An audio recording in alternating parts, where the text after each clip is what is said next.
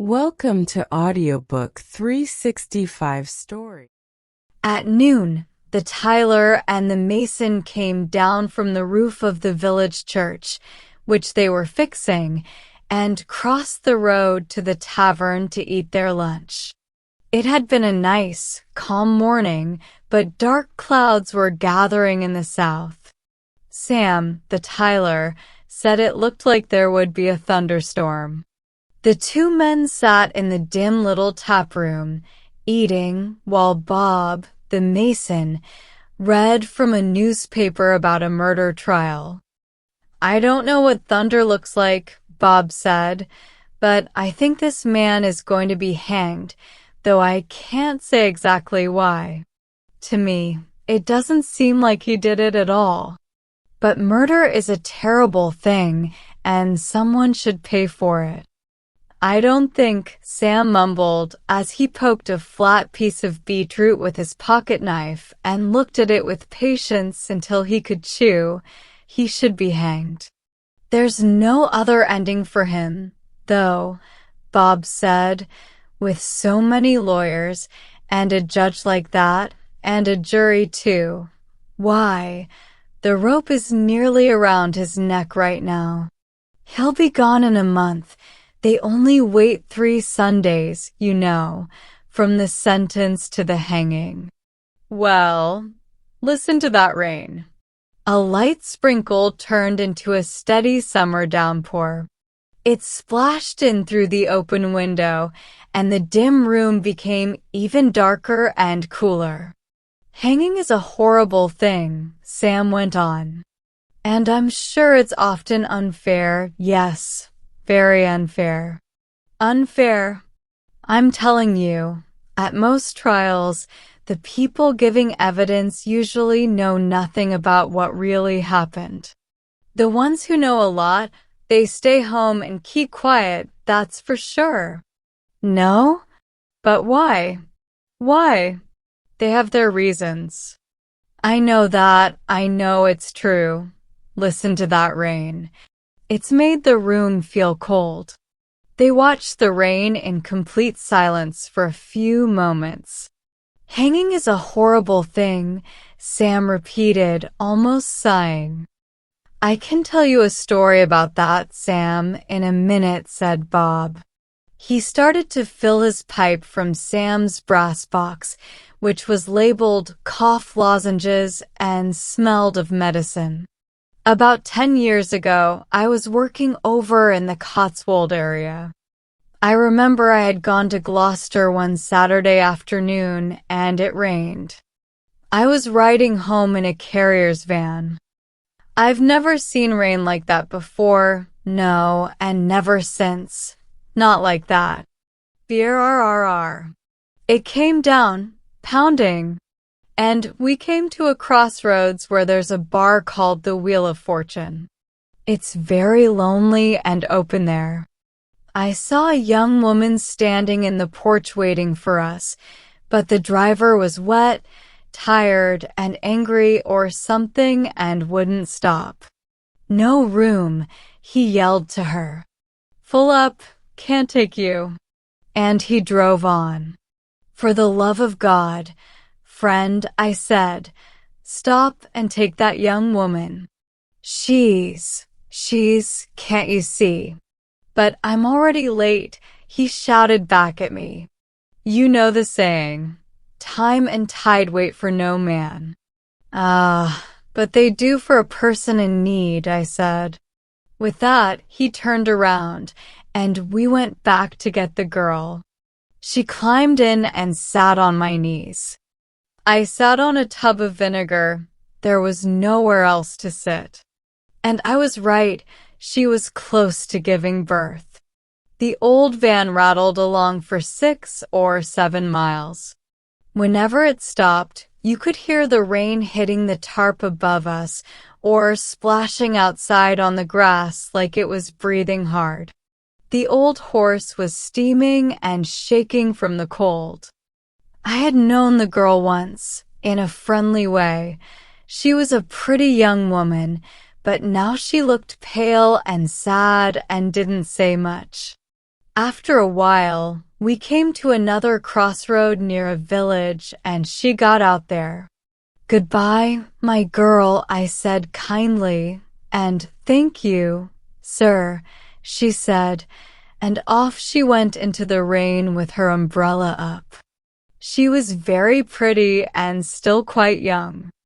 I had met her before, a girl you could really like, but I never saw her again after that. She got caught up in a bad situation. It all happened in the next 6 months while I was working around that area. Everyone knew about it. This girl's name was Edith, and she had a younger sister named Agnes.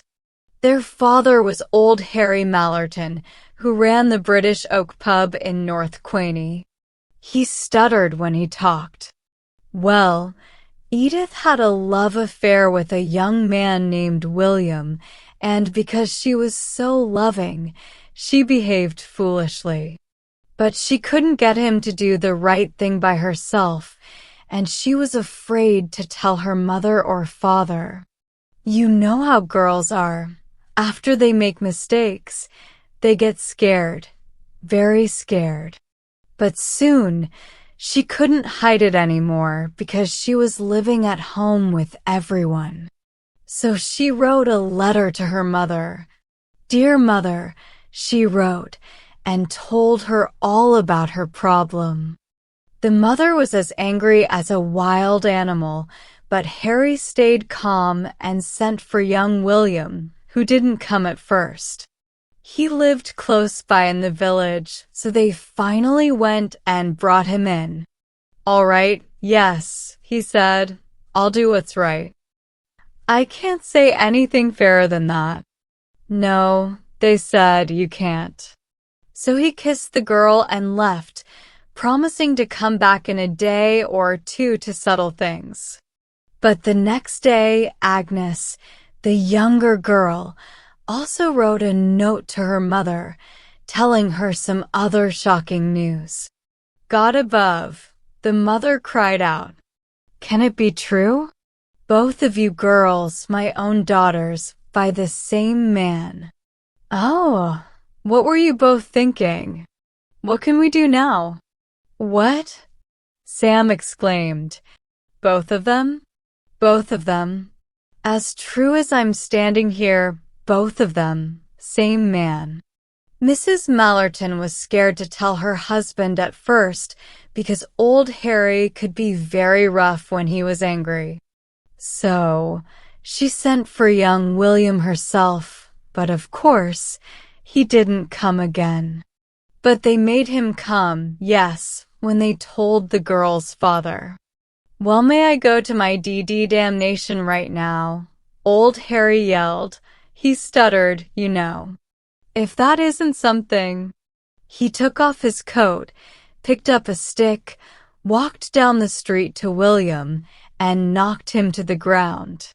Then he beat him until William begged for mercy, but you couldn't stop old Harry once he was angry. He was like a devil. They say he beat him for a full hour. I can't say for sure, but after that, old Harry picked him up, carried him on his back to the British Oak, and threw him down in his own kitchen between his 2 daughters like a dead dog. They say the younger one, Agnes, jumped at her father like an angry cat until he hit her hard on the head and knocked her out. He was a rough man. "Well, she asked for it for sure," commented Sam. "She did," agreed Bob, but she was known as the quietest girl in Miles, very shy and gentle. "A quiet place can still get muddy," said Sam. "What do you mean?" "Oh, mud, yes. But they were both pretty girls, girls you could grow to like. Skin like apple blossoms and as alike as 2 flowers. They had to decide which one William would marry. Of course, yes. "I'll marry Agnes," William said. "No, you won't," the old man said. "You'll marry Edie." No, I won't, William replied. It's Agnes I love, and I'll marry her or I won't marry either of them. The whole time, Edith sat quietly, silent as a rock, not saying a word, just crying a little. But they say the younger one, Agnes, was making a big fuss, yelling and shouting. The troublemaker, said Sam. You could say that. But hold on, just wait. Another cup of beer? We can't go back to the church until this endless rain stops. No, we can't. I bet this rain won't stop before 4 o'clock. And if the roof doesn't hold up, it'll ruin the Lord's commandments they just painted up on the front wall of the church. Oh, they're dry by now, Bob said, trying to calm Sam down, and then he went on with his story. I'll marry Agnes, or I won't marry anyone, William said. They couldn't change his mind. No matter how much old Harry tried, William wouldn't listen. So, finally, Harry said, all right, we'll do it this way. He took out a half-crown coin from his pocket. Heads it's Agnes, he said, and tails it's Edith. No way. Huh, laughed Sam. Heads it's Agnes, tails it's Edie, so help me God. And it came up heads, it was Agnes. So, that was that. And did they live happily ever after? Happily. You don't know much about people, Sam. Where did you grow up? Heads it's Agnes, said old Harry. And right after that, Agnes threw her arms around William's neck and was ready to leave with him then and there. But there was a problem. William didn't have any family nearby. He was renting a room in the village. But when his landlady found out about all this, she kicked him out right away. No one else in the village would let him stay with them either. So, for safety, old Harry had to take him in, and they all lived together at the British Oak, all in one happy family. But the two girls couldn't stand to see each other, so their father fixed up an old shed in the yard, which they used for carts and chickens, and he put William and Agnes out there to live. What did they have in that shed? Asked Sam. Well, they had a couple of chairs, a sofa, and a bed. Agnes made it quite cozy. That was hard for Edith, though, wasn't it? Said Sam. It was hard for her, Sam, in some ways. And all this happened right before I met her in the carrier's van. She was very sad and serious back then, a pretty girl, one you could easily like. But there they all lived together. Edith never spoke to either of them again, and her father took her side too. What was worse, it turned out after the marriage that Agnes didn't have any problem at all. It was all a trick between her and William because he liked her more than Edith. And they never had a child, those two. But when poor Edith's child came along, believe it or not, Agnes loved that child more than its own mother, much more, and William, he practically worshipped that child. You don't say, Sam said. I do. It was a strange story, that one. Agnes loved that baby so much, and William loved it too. And Edith, she just watched, feeling left out, even though they all lived in the same house. But she never spoke to her younger sister again, not until the day she died. Oh, she died? Well, I guess that was the only way out of such a mess. Poor woman. You're feeling sorry for the wrong person. Bob filled his pipe from the brass box and lit it slowly. Then he went to the open window and spat into a puddle on the road. "You're feeling sorry for the wrong one, Sam. It was Agnes who died. One morning, they found her on the sofa, dead as a stone."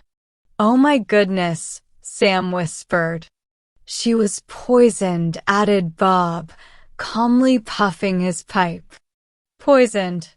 Yes, poisoned." Bob went on with his story. One morning, the mother went out to the yard to get some eggs. She started calling, "Edie, Edie, come here. You'll never guess where that hen laid her egg." And when Edie went out, her mother took her around to the back of the shed.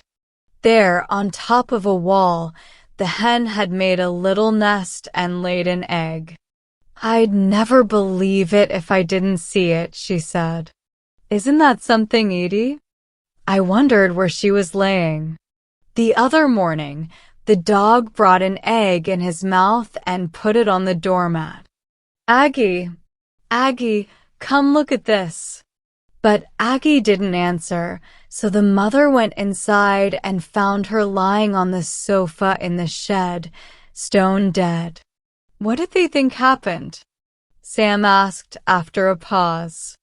"That's what brings me back to this young fellow they're going to hang," said Bob, tapping the newspaper on the bench. "I don't know what goes on between two young women in a fight like that. Some can get over it fast, but some will never sleep well again. Edith must have been that kind. There are people around there who could tell you all about it if they wanted to. Some knew exactly where Edith got the poison and could even describe how she put it in a glass of barley water. Old Harry knew all about it too. He knew everything but kept quiet. He liked Edith and never said a word. Old Harry was clever, and nothing came out against Edith in the investigation or in court either. There was a trial? There was a kind of trial. Of course, there was. The police came and took poor William, and eventually, he was hanged. William. But what did he have to do with it? Nothing. It was bad for him, but he hadn't been honest, so no one stood up for him. They put together a case against him. There was some bad piece of evidence, and I bet old Harry knew something about it. William was finished. When things go against you, it's like there's no chance at all. And Edith, she sat in court the whole time, very pale and trembling, but when the judge put on his black cap, they say she blushed a little, looked over at William, and even gave a tiny smile. Well, he made her suffer, so I guess she thought he should suffer too. That's how I see it. But, oh my God. Yes, God knows everything. They were both pretty girls, both of them, and looked just alike. For a few moments, both the Tyler and the Mason sat quietly, finishing their cups of beer. Then Sam said, "I think the rain has finally stopped." "Yes, it has," Bob replied, excited. "Let's go and do some more work on this church, or it won't be finished before Christmas."